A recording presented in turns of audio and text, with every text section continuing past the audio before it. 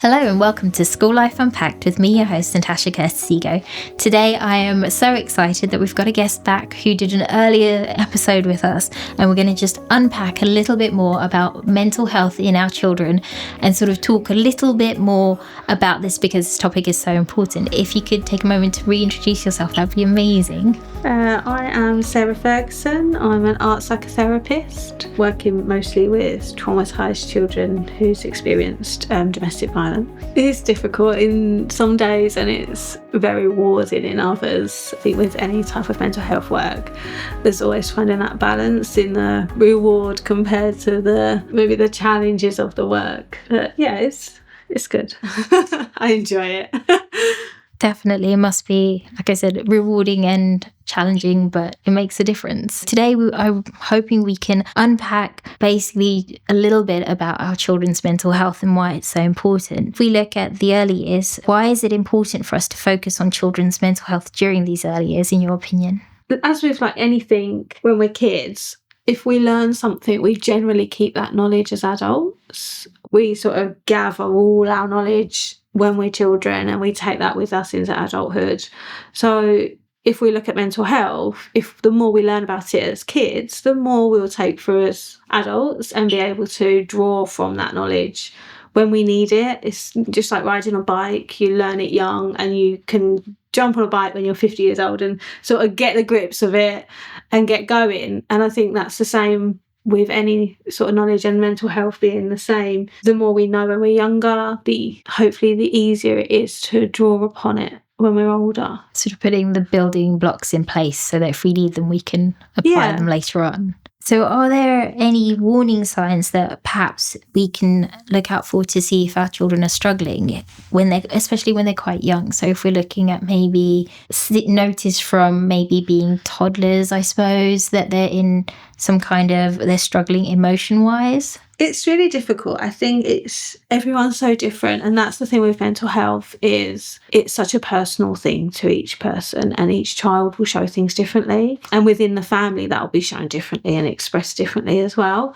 But I think if your child is typically behaving one way and then that typical behaviour changes, it's always worth being reflective on that and thinking about why that might have changed. And it might just be that they're maturing out of a certain phase in development. But say, for instance, you have a very sociable child and then, they're 2 or 3 years into school and that sociable side of them starts declining. Is that just because they've then met 2 or 3 really good little friends that they've got? Or is that because their confidence and self-esteem is taking a knock? Or is that just gradual developmental behaviour and they're sort of maturing out of that excitable, younger child state?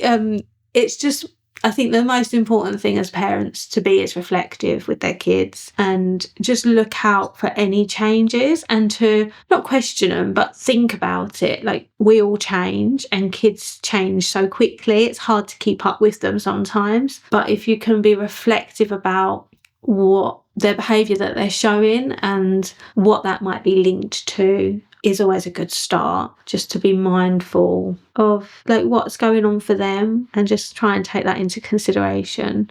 There's lots of factors in their little lives that we might just overlook, but actually it does affect them quite a lot. So just being mindful that they might be stressed or worried or anxious about school or friends, and just be reflective about it for them, give it back to them in a manageable way. Okay, so having that open dialogue with them and asking them how they're feeling or finding ways for them to express themselves. Yeah.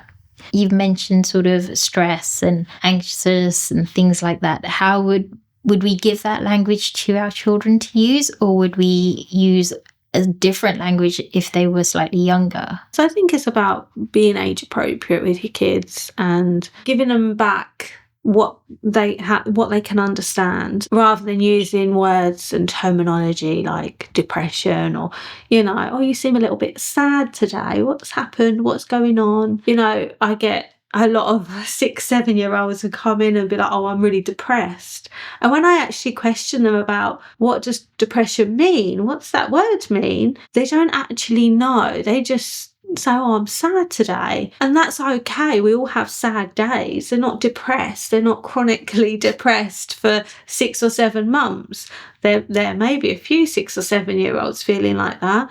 But on a day-to-day, generally, you know, they've felt sad today, or something's reminded them of, you know, something that's made them sad in the past. And I think just allowing our kids to not grow up too fast in terms of the words and the language that we use around them, being really mindful that, you know, they might use the words, but they don't actually know what it means, and just questioning that with them as well. And they might say a new word that they've heard at school or on the telly, and you think, actually know what that means, like, you know, just question that with them and see and give it back to them in a way that is age appropriate for them to use, and be mindful that they're hearing adult language and not necessarily understanding it.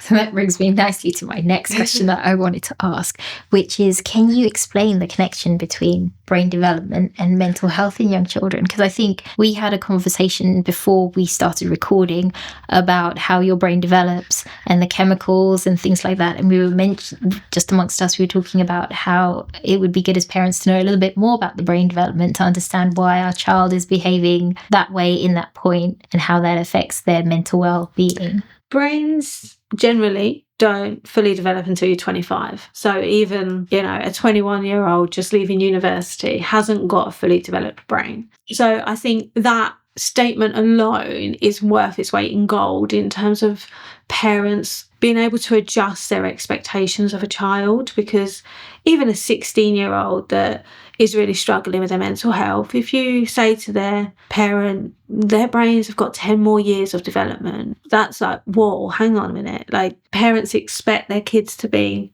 grown and mature, and, you know, and I think even, you know, an 18-year-old, you haven't got that fully developed brain. And yes, there's some that are really mature for their age and some that are less mature. And it's, again, a personal thing. But I think just allowing yourself to understand brain development basically on a basic level. And then, you know, if you throw neurodiverse conditions into the mix, you're then looking at maybe 30 plus brain development. If your kid's ASD or, you know, anything like that, you're then looking at even longer for the brain to develop. And then again, it's got their own limitations and restrictions on that. So I think just as parents being mindful that the brain develops very slowly in terms of compared to our physical appearance on the outside. So you can just go, okay, I'm going to take a breath. My 6-year-old that's having a tantrum in the middle of Tesco's, like, I'm going to take a breath and I'm going to remind myself that their brain isn't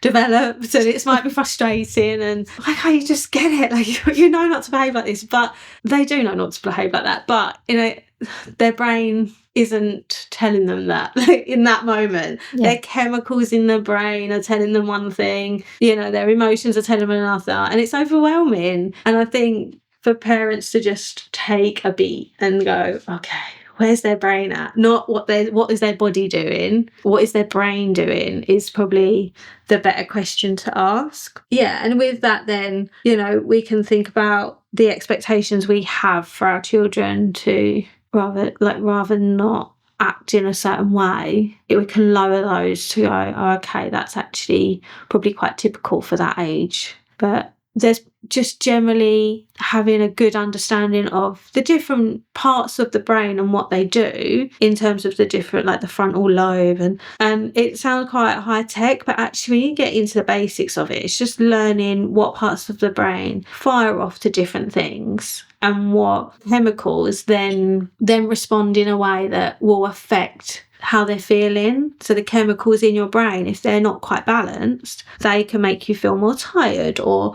more agitated, or, you know, if you're not getting enough sleep, that will affect different chemicals in your brain differently. So making sure your levels are just, if the levels of chemicals in your brain aren't right, that's going to affect your behaviour. It does for adults, let alone children. Yeah. So just gaining a bit of that knowledge will help.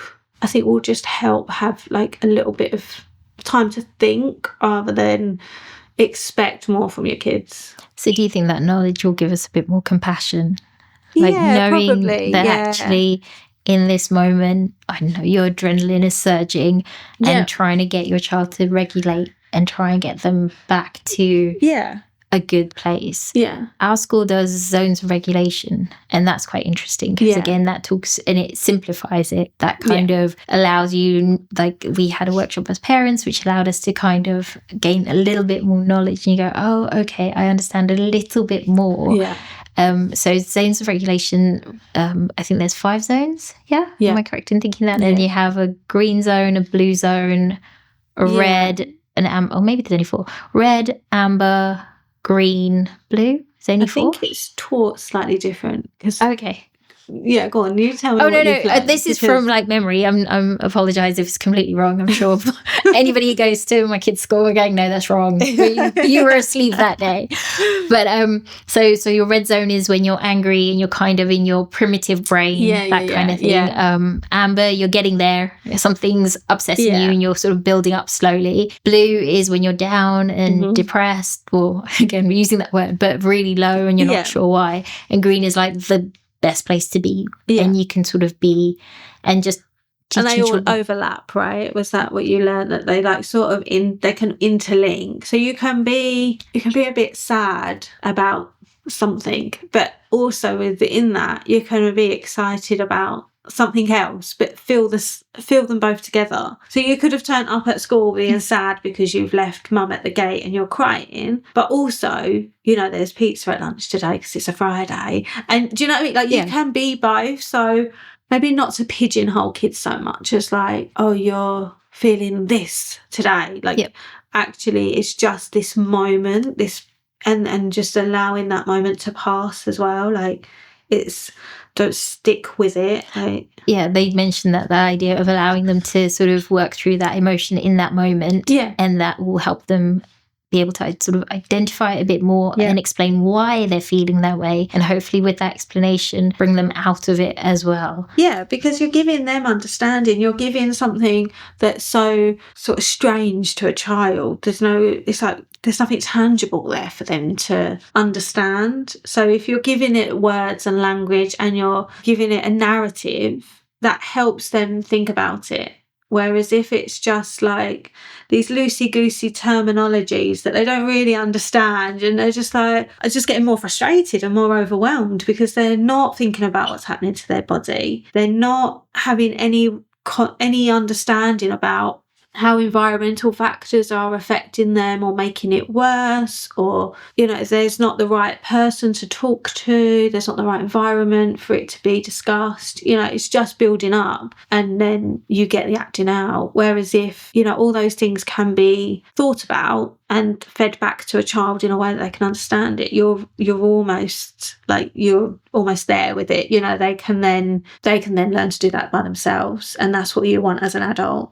You want to be able to take a minute, think, what's happening to my body? What's happening around me? Who's around me? What can I do with this? How can I move forward? Then you've got that logical thinking, that logical step. Whereas when you're in sort of crisis or you're overwhelmed, the logical thinking goes, and then you're left with however your body wants to get that out. And that might be punching a wall or kicking a door, or, you know, or screaming or shouting or crying, which is then seen as bad behaviour. When, you know, it's also about teaching kids that, especially older kids, that when you're acting like that, the people on the outside, the others, are just seeing that. They're not seeing the anger behind it. They're not seeing the sadness. They're just seeing you lash out and hurt someone or hurt something. To them, you are just being perceived as the naughty kid or the aggressor or whatever that might be. No one's seeing beyond it because there's not the time or the space in day-to-day life to do that. So if you can teach a child to do that themselves before it gets to that point, we're almost skipping that point. We're almost skipping that confusion of, so I don't know what to do with my body. And then, you know, where they're going, okay, I'm feeling really angry. I feel like I want to punch something, but I'm going to stop myself. I'm going to breathe through it. I'm going to use whatever resources I've learned as a younger child, which is the hope, so that we're not behaving those ways. We're not behaving in unhealthy and creating unhealthy patterns of behaviour that then turn into, worse patterns of behaviour in adulthood.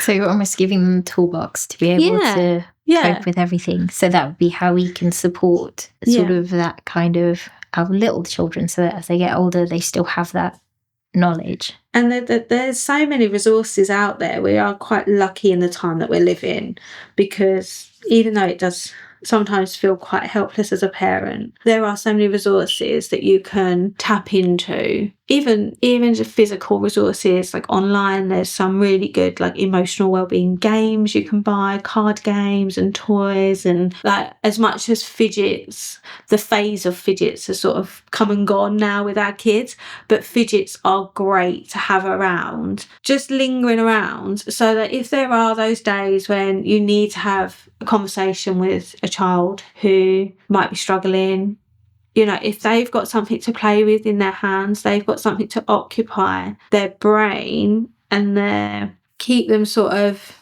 distracted in a way that allows their brain to find space to talk. So when I'm working, I have like a little goodie bag of fidgets that I just spread out in the room. And then when we're chatting, the kids will just pick them up and start playing with them and fiddling with them. And at first, you'll notice how uncomfortable they are in a room. You know, they're with a stranger who wants to talk about their feelings. Like, no kid wants that. But you get a couple of toys out or a couple of little exercises, and before you know it, they're chatting away because their brain's being occupied thinking about what their hands are doing. And then you can sort of tap in. It's like going sort of through the back door and tapping into like, oh, so let's think about this. And it is a sort of secret way to do it, but I think it lets them ground themselves. It gives them something to hold on to.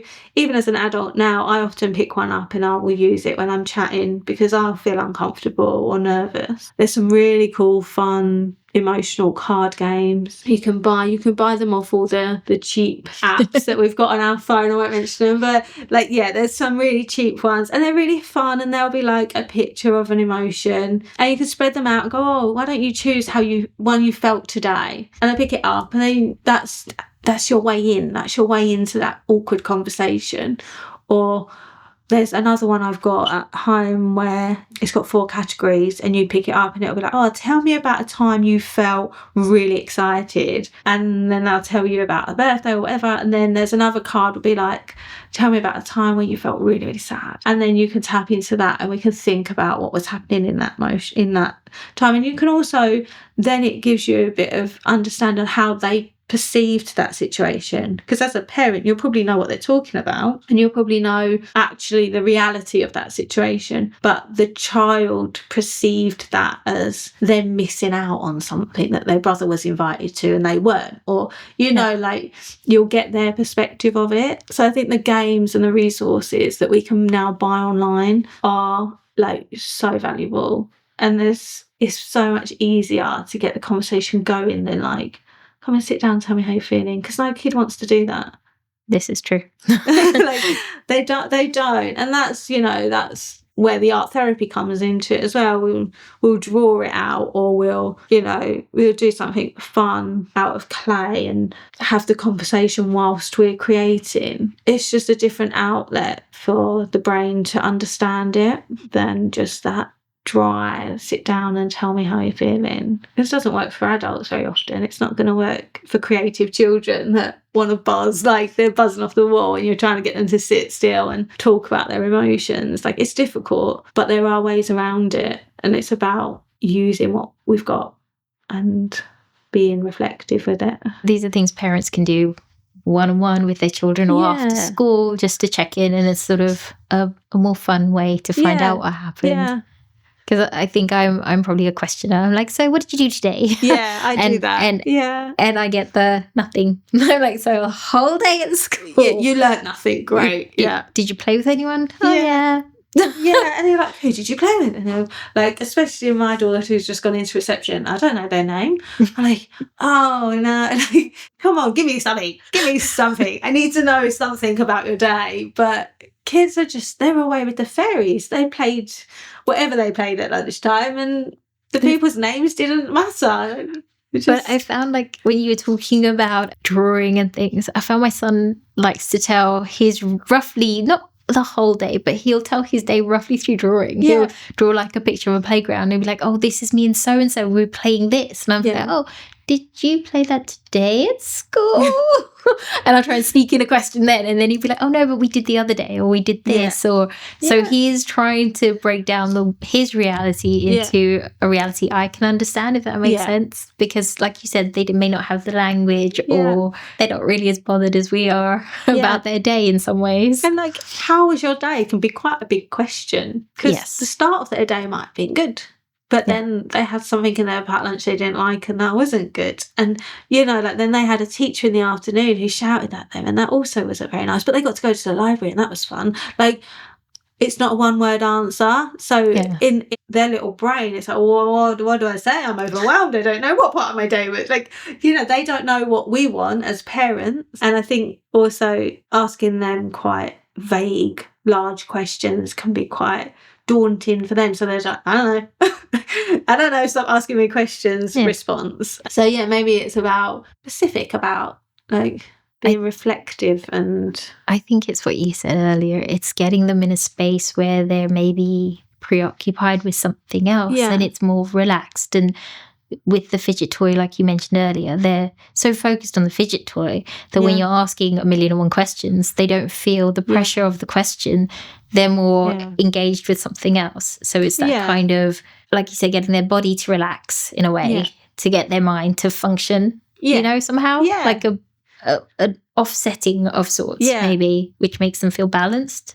Yeah, it's strange, isn't it? But it doesn't work. It's hard to explain it in words without actually doing it. This is why I love presenting art therapy workshops to grown-ups specifically, because they like, everyone's like, oh, what's art therapy? But actually, when you make someone sit and do it, and then you'd be like, oh, did you realise you just told me this, that, and the other? And they'll be like, oh, no. Like, it's like it's a really hard thing to explain without showing you. Yeah, kids do love being creative, and I think if you can make the environment right and then feel safe, then you're the first step towards success.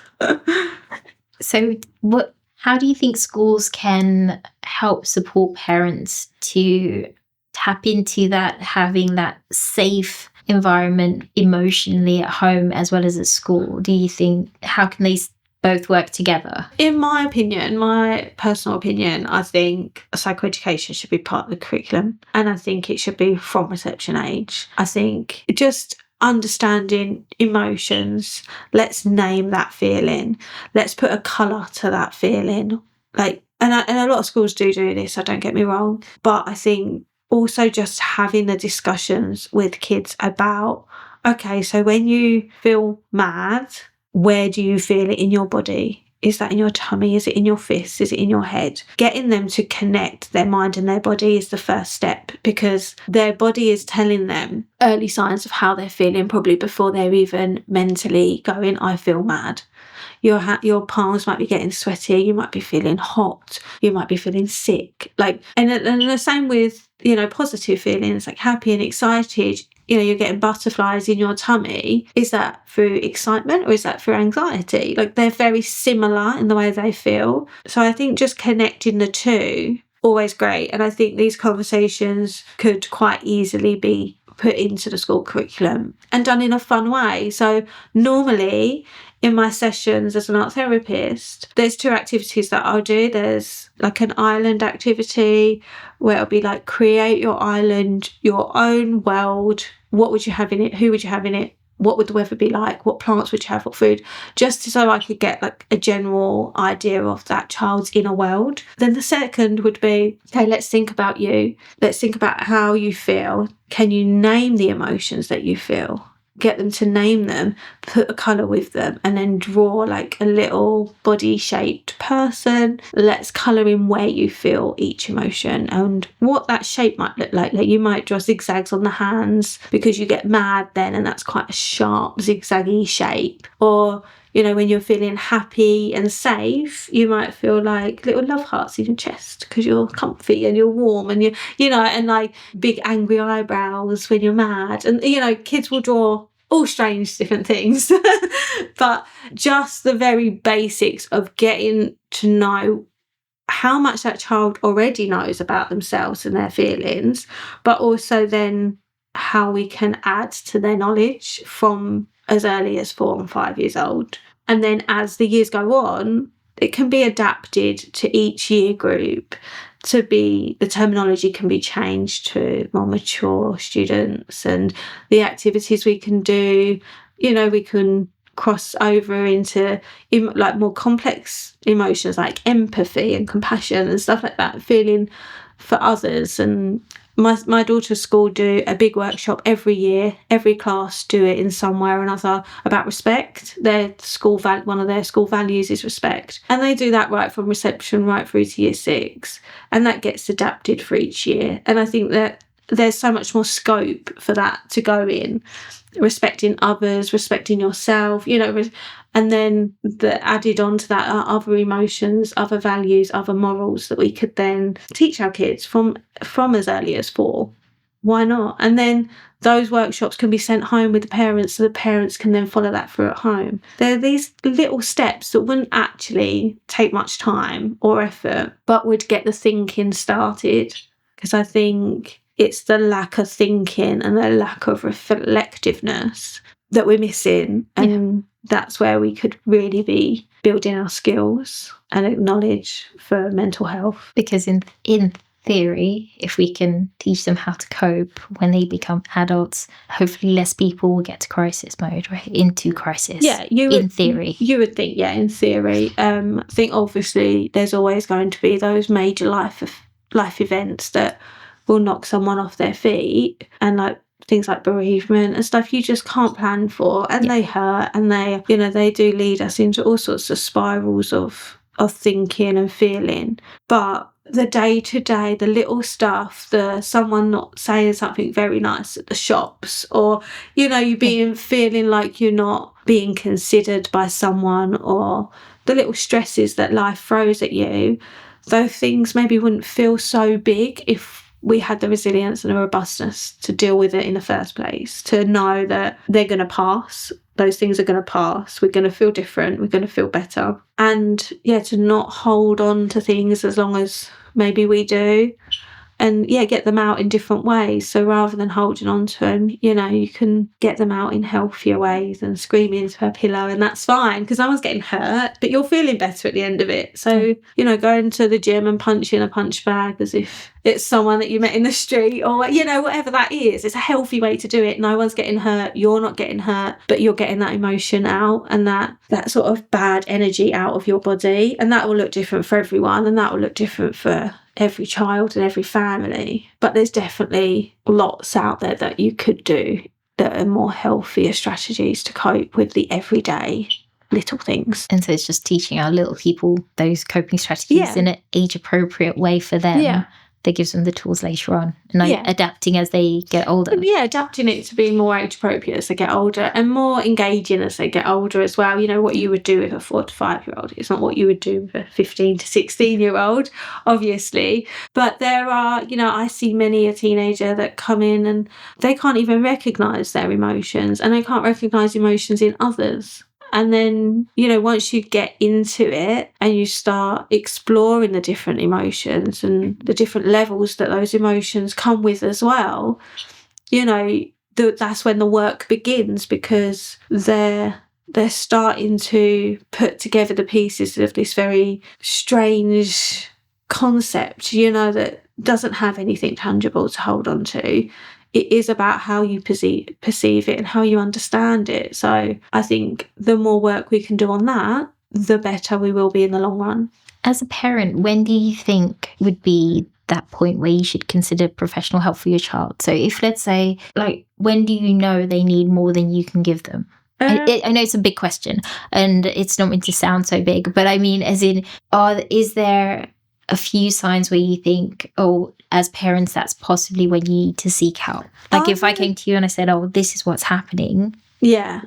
What would be what would be the things that in your mind would be like, actually, Natasha, maybe you should think about going to get some support or some help for that, because that seems bigger than something that you as a parent and potentially you as the school can cope with, and you need more support. The main thing is daily functioning, daily life. If things are getting so bad that daily routine, daily life is being affected, and I mean on a long-term basis, obviously if you're having a sad day, that day might consist of you just laying on the sofa and watching films, and that's fine, we all need a rest day. But if that's then becoming the daily habit for a long period of time, or for instance kids are really struggling to go to school and it becomes like a school avoidance and it's a long period of time and nothing's really working, then reach out for extra help. Whenever you feel like as a parent you need more support,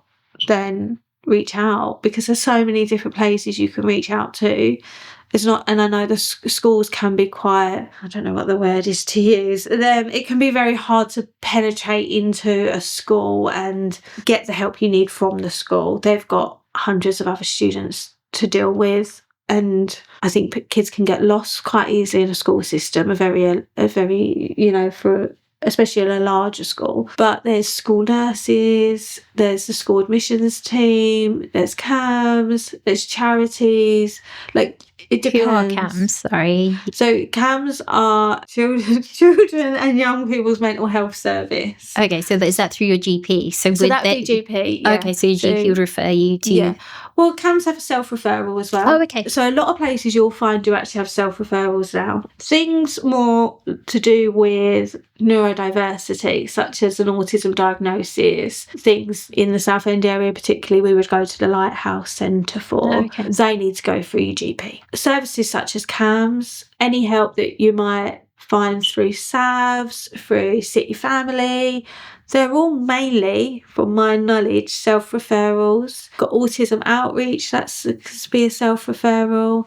There's loads of wellbeing apps. Coof is a really good one. Calm Harm is a really good one for self-harm particularly. There's loads of apps that kids can download, and if you've got teenagers, you're probably already aware of them. Many teenagers that I see have already got apps and stuff monitoring their daily emotions and stuff, which is great. It helps them understand how they're feeling and see the patterns of behaviour. And it also is really good to track when your kids might be up and down with their emotions, especially if they're sort of 9, 10. Young girls that might be hitting puberty early. Yeah, it would be more looking at hormones then and the brain chemicals and how that's all affecting them through their natural development, and whether or not it is coming in a pattern every month or not. And the same with the boys when they hit puberty. Again, just understanding where they are in their development and then relating that back to, okay, so what is typically happening inside their bodies that we might be seeing on the outside as them being overly sensitive, or having more meltdowns one week than the next, or it's not always environmental factors, it is also biological factors as well. Keeping an eye and watching, I suppose, as well as trying to support them. But I suppose if we monitor them in a way to just see if there's patterns, maybe we'll bring a different awareness to what might be causing. Most services that you might reach out to might ask you to do this to start with as well, just so we can get a rounded view of the child's needs and what's happening. But there are so many resources out there. But again, you need to know where to look. And it wasn't until recently that I actually did myself a sort of like a dictionary of local services in Southend, because there were so many that I came across that I hadn't heard before. And there's like the One Up Collective that work in local schools that I only recently heard of, never heard of them before. What do they do? I'm curious. I'm like, who are they? What do they do? Sort of workshops and sports and stuff, but aimed at sort of lowering mental health. So they'll go in and they'll run sports clubs and stuff in a few of our local schools. You've got Kids Inspire as well. You can self-refer, I think, to Kids Inspire. They go into schools and work in the schools. If you're at a faith school, you've got the diocese, the children's side of the diocese, and they have counsellors that go into our faith schools as well. So there are a number of things, and I know sometimes going just through the school might feel like a block. You get sort of pushed back from the school. We don't see that behaviour here. That's not how they present at school. We can't help. But actually, you don't necessarily always need the school's help to find the support. There are lots and lots of places out there for help. But reaching out to people like SAVs and City Family, the children's centres, health visitors, most of these services now also have social prescribers, which will have like a wealth of knowledge of local interventions and support groups and other things that they might be able to refer out to as well. And a lot of doctors' surgeries also have social prescribers now as well.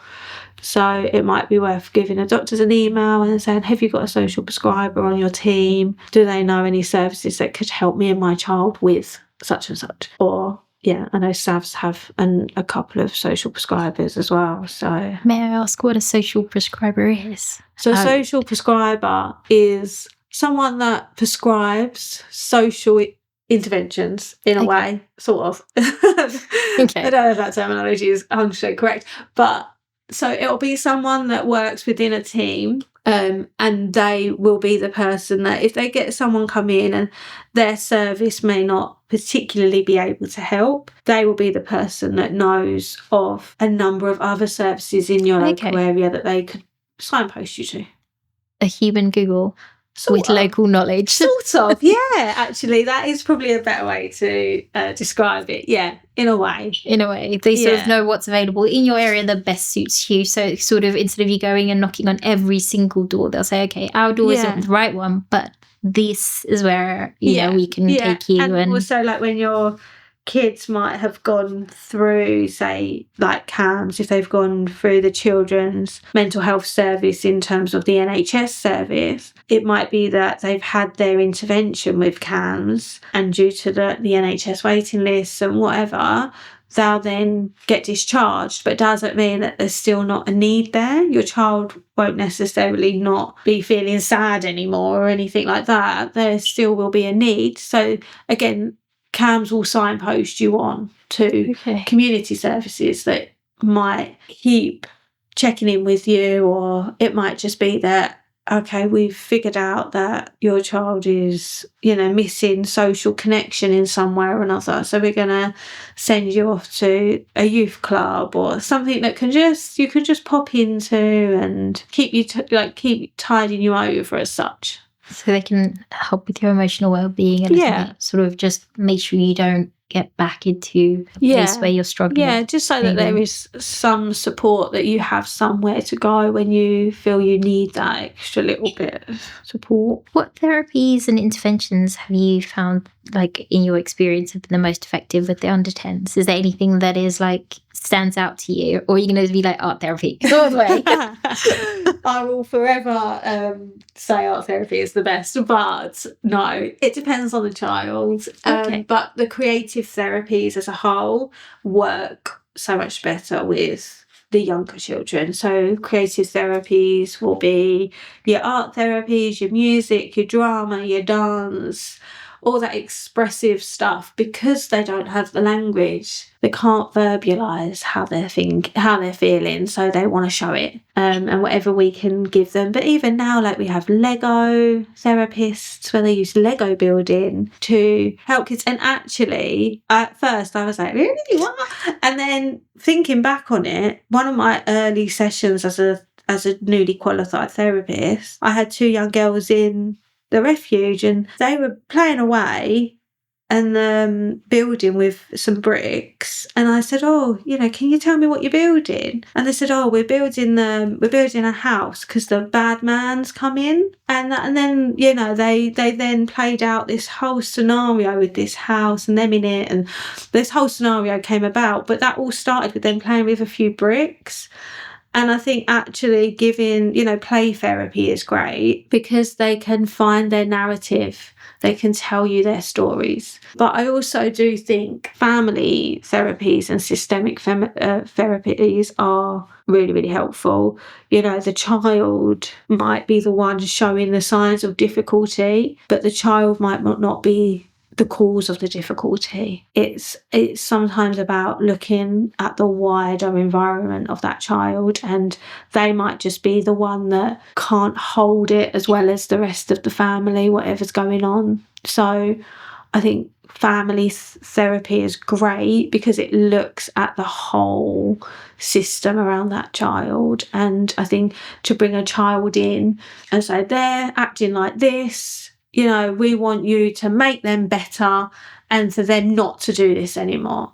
That's a lot for an 8 or 9-year-old to hold that. Oh, I've got to be better. I'm broken. I've got to be fixed and then everything's going to be okay. Like, that's not a nice narrative to teach our children. And that's 99% not the case either, that child is somehow the cause of everything, all the problems. You know, it's more about thinking environmentally what's happening around this child, what is causing this child to feel this way and act this way, and look at it from all different perspectives, not just going, oh, it's the parents' fault either. It might be something to do with school, grandparents, wider family, even the friendship relationships they've got as a family as well, like who's coming in and out of the house, you know, what is the whole lifestyle looking like for this child, and to not just go, yeah, we're going to fix you, because that's not the right narrative. No one needs fixing. It's about,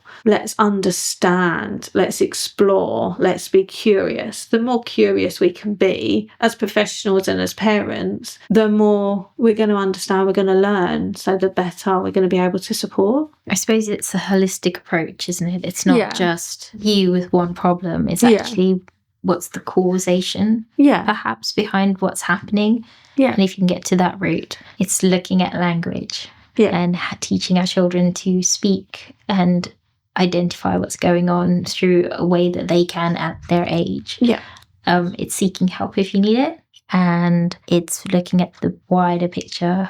And maybe seeing if actually family therapy could help support the situation if you're in that kind of situation. Do you think that all families should get therapy at some point? I ask this because every now and then when I meet people, my mum also is in the mental health kind of world as well, and she always says, I think everybody should get therapy for their own well-being. So I guess getting family therapy would be amazing, right, if it was easily available. And I mean, in an ideal world, I think having therapy in some regard, whether that's individual or as a family or as a couple or marriage counselling, whatever that might look like, I think is always going to be helpful in some way or another. I think for me personally, having 3 years of therapy while I was studying was, you know, mind-blowing, and it opens you up to thinking in such different ways and seeing things in such different ways that I think it would be beneficial for everyone to just stop and think, and to not just keep going through the trickiness of life and go, oh, you know, I had a really bad childhood and now I'm doing this, that, and life just keeps rolling, and the next thing happens and the next thing, and sometimes it can just feel like life has been a lot, when actually if you just stop and take a breath and look back and think about how you felt then and what went on, and just go and validate your emotions, validate your experience for yourself. But as parents now, we can do that for our kids as we're going, you know, but just to stop and go, wow, do you know what? I got through that. That in itself, to acknowledge what you've got through in the past, is only going to give you the strength to get through something else in the future. So I think therapy is great, in whatever form it comes in, but you do have to find the right therapy for you. And I think that's where people get this very difficult relationship with therapy, because they're like, oh, I tried this and it didn't work. It's, you know, it's all useless. It's, you know, it doesn't do anything. But I think depending on what type of person you are will depend on what therapy suits you best. And again, that's a good thing to note when you're thinking about your kids, is that, okay, they might have seen a school counsellor and you might not have seen any change in them or how they're feeling, but it might again be that school counsellor was the type of counsellor that only comes in with a notepad and like, let's talk about your feelings, and that might not be right for your young child. So, you know, maybe it's just trying something else or a different relationship, or it might even just be that it might not be intense therapy that they need. It might just be connection outside at a youth club, and youth workers are worth their weight in gold as well, because they give kids the support that maybe we can't at home, or they haven't got the opportunity to see a therapist. Therapists are expensive. School counsellors aren't available. So, you know, that's where these other services are picking up the slack and doing a wonderful job with it as well. Like, if you can access it, then go for it, because it's so valuable. It should be done if you can. It should be done, I think. If you can. Yeah, I think so, maybe. Yeah. Yeah, I do.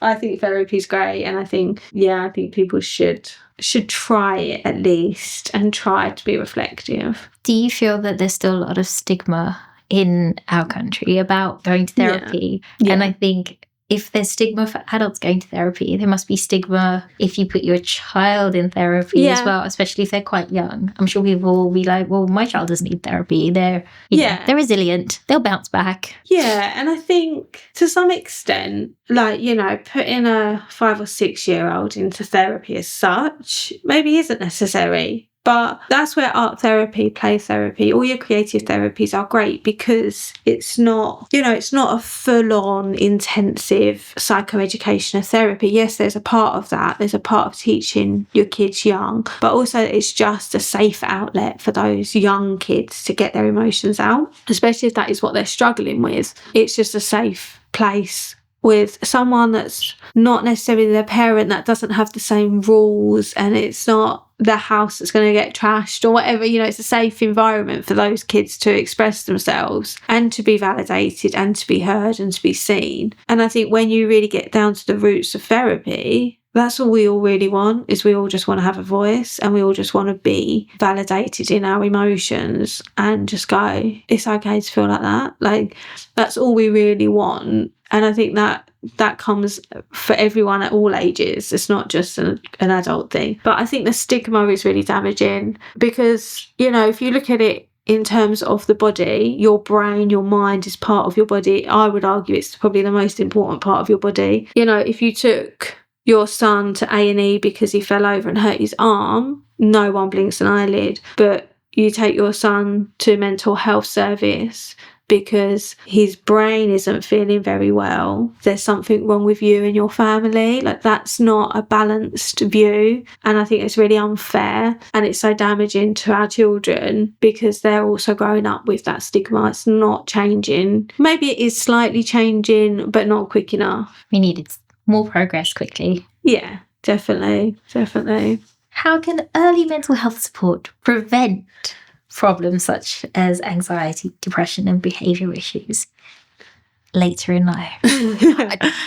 It's because we've already spoken about the word prevent, and I think it's a big word, and it's not always about preventing feelings. It's not about preventing emotions and emotional reactions. It's about how we understand them and how we then cope with them and how we manage them. So maybe the better word is management. But I think it does highlight that viewpoint of, let's send you here and they're going to fix you and we're going to prevent this from happening. Like, that's that narrative, and that's the narrative that we might need to step away from to have a better understanding of actually how mental health works and how emotions work. And us as humans, like, emotions are built in, they're primitive, they're innate in us as humans, they're there for a reason. If we are anxious, it's to keep us safe. Something's telling our body we're uncomfortable, there's something around us that's making us feel anxious. What is it? What do we need to get away from?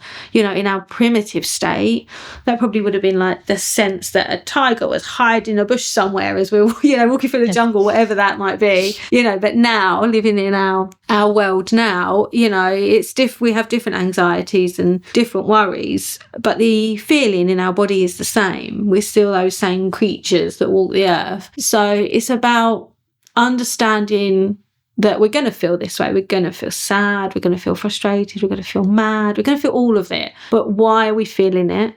Let's be detectives about it. Like, let's look at it from like a detective point of view. Let's figure it out. Let's be curious. And sometimes like we don't know why we're feeling like this. We just feel like it. That's okay. We can sit with that.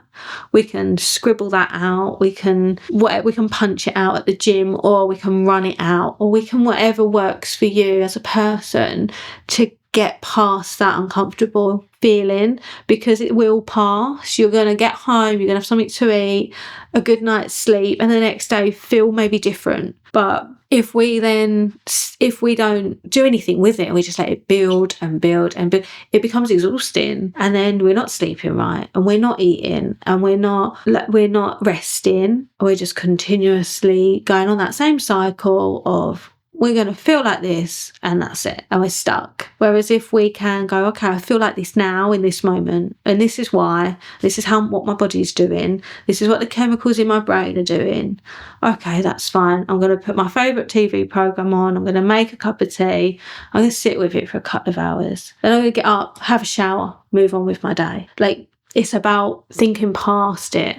Don't get stuck on it. So with our children, it's giving them that comprehension young, so that if they potentially get to that stage when they're older, they can sit with it and understand it a bit better and not. Yeah. And with like teenagers, it's really difficult because they like to get stuck in their little, they might be anxious about something, and it's really hard with a teenager to go, right, come on, we're going to get out for a walk today. You're not going to sit in this bed again for another weekend and, whatever, sit on your phone and stare at a screen. Or, and teenagers go, oh, I'm not doing it. I'm not getting out. But I think with teenagers, it's even more exhausting for parents because there is that resistance to that. They are trying to break the rules and push the boundaries anyway. And your love and your compassion and your want to make them feel better can also be quite smothering for them as well. So it's finding that balance, and it's really difficult, and there is no easy answer. But I think just to continuously show your love, and whether that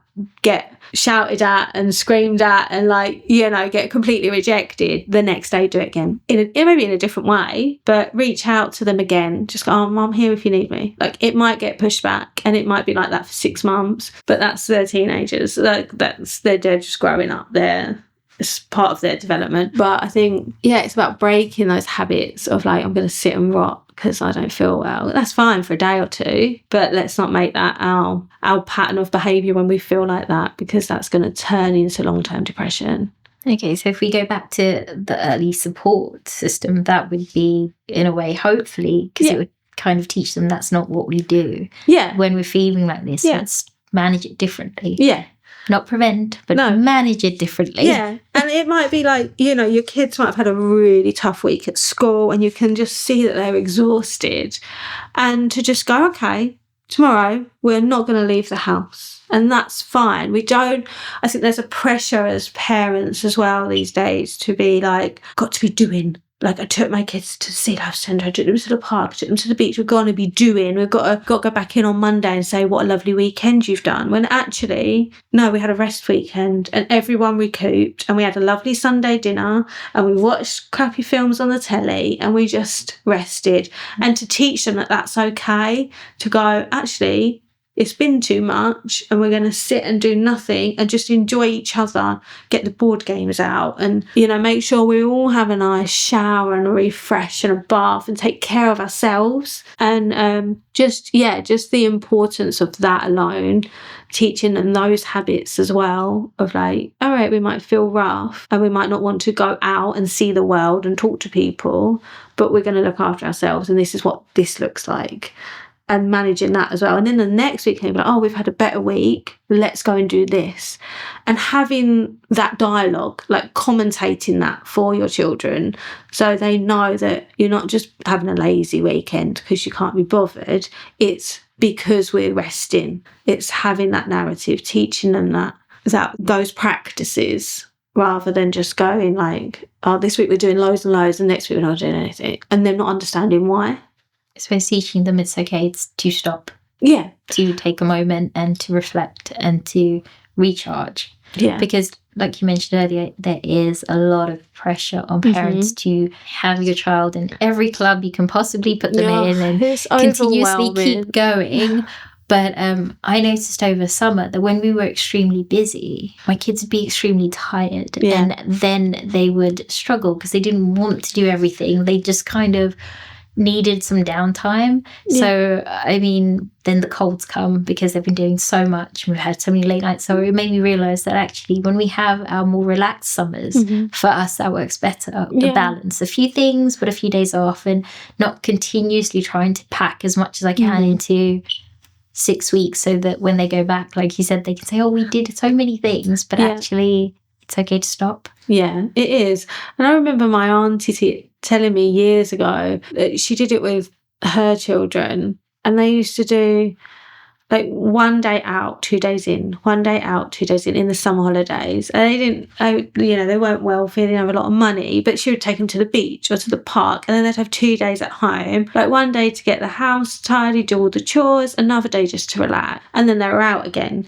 And she kept that most of the summer holidays and even into the smaller half terms. And like, that's such a good way to see it. You do stuff, you have a day of what needs to be done at home, then you have a day of rest, and then that same pattern again. And that might look different for different families, but just having that understanding that you have to have that break and that that rest, because we get overwhelmed as adults, we burn out as adults, but we expect our children to just keep going. Yeah, absolutely. But when you get to the end of the summer holidays and you're tired and you need your 6 weeks off, I think that speaks volumes to how your children are probably feeling. Yeah. Because they've done the journey with you. And they're going chucked back in school to start it all again, where we might get a minute or two at home without them to have a cup of tea, or we're probably going off to work and having a rest. But it's like it's very difficult for kids to understand that if they're not taught it, they're not shown it. And then that's why we get these adults that are going and going and going, and then all of a sudden they just burn out and they crash and fall so far, because there's nothing to stop that fall. There's no structure in place. There's no practice in place of just going, I need to rest. I need to take a day. Yeah, I think that's a habit that we need to get into as a society, of just going, rest is okay. Self-care. Rest isn't to be judged. Yeah. Well, I suppose it's self-care, isn't it? Yeah, it's self-care. It's teaching our children that they need to promote their own self-care in their this is our time for you to recharge, like I'm recharging, and start all over again. And for many kids as well, that will be a sign of when things aren't right as well. So especially for teenagers, but it does happen in younger children as well, the self-care will drop. So you'll notice in adults as well with depression, you'll notice that the showers aren't daily anymore. We don't brush our hair. We might just stick a jumper on and not quite get dressed fully. Or, a teenager that is normally makeup all done and hair pristine, ready for school, might actually go in looking like she's been dragged through a bush, because she's dropped that self-care because she's low in mood. And that will happen for the boys as well. They won't be showering. There'll be that boy smell that teenage boys give off sometimes, and they won't care about it. They'll be like, I'm not bothered, I'm low in mood, they're stressed. And younger children will be the same. So a child that might be quite normally excited to go into school, find their own school shoes, will be able to get themselves dressed. You'll find that they're hitting like 8 and 9, then they can't no longer get themselves ready for school. You've been doing this for 3 years now. You know where your stuff is. You know what you need. They're not. They can't put all the pieces together, and it's because they're overwhelmed with their emotions. So there's little subtle signs like that in daily life that you can pick up on that will tell you, oh, it's not quite right. So again, it goes back to what you mentioned earlier about watching your children and watching what is their normal and what is now not their normal. Yeah. So if you could give us, I love asking these questions, I'm sure people hate the last little thing. If you could give us like a couple of hot tips of how we could support our children at home a little bit with their mental health, perhaps promote family mental health, because I think that's what I've got out of our conversation today, is that as much as we're watching our children for their mental health, we have to look at our family mental health as well, because that will directly impact our children's mental health. Yeah. And what has been your favourite art therapy moment so far in your career? Ever? Oh, I don't like, what has been the best activity? Take a moment to think. So my favourite, I think I mentioned it last time I was here actually, because I do love a bit of clay, and I do love throwing a bit of clay at the floor. And the kids seem to love it. I say mine, I mean my clients. I always call them my kids, they're not mine. My clients seem to love it as well. Just being allowed to be mad, and seeing that excitement in their face when you go on then, throw it at the floor. Like, who's upset you today? And they'll reel off a bunch of teachers or mum or dad and I'll go, okay, well, what would you say to that person? What do you want to call them? What names do you want to call them? And they'll say some naughty words and get excited. And, they don't get told off for it. We think about it, and we think about those words and what they mean and why we're calling them that. And then, we'll draw a picture of that person, and we'll draw it in the ugliest way, and their mum will all of a sudden look like Shrek when actually she looks like a supermodel in real life, and it's fun, but it's creative. And then they get to throw a bit of clay at that picture and destroy it, and that gets that anger out, and they're not hurting mum, and they're not going out and calling mum all these really bad, awful words that they're going to regret and that they can't take back, and that is going to really hurt mum, because they've done it in the session, they've got through it. Then we can think about it after we've done that fun bit and that getting it out. We can go, right, okay, let's look at the situation. How did we get to this point? And we can think about it back. And I think that's that. I love that bit. I love that bit where you see it click in their brain. You see them really understanding how they're feeling and being allowed to express it. I think for many kids, that is the most liberating thing about therapy, is being allowed to do something that they're not normally allowed to do, being allowed to say a word that they're not normally allowed to say. Or, I don't encourage the bad language, but if it's the only way that a child's going to express themselves is by saying a naughty word, then you say it, you express that, you try. If that's the only way you can tell me how you're feeling is by saying something, not very nice, say it. But as a therapy technique, I love that. I love letting them just be a little bit wild.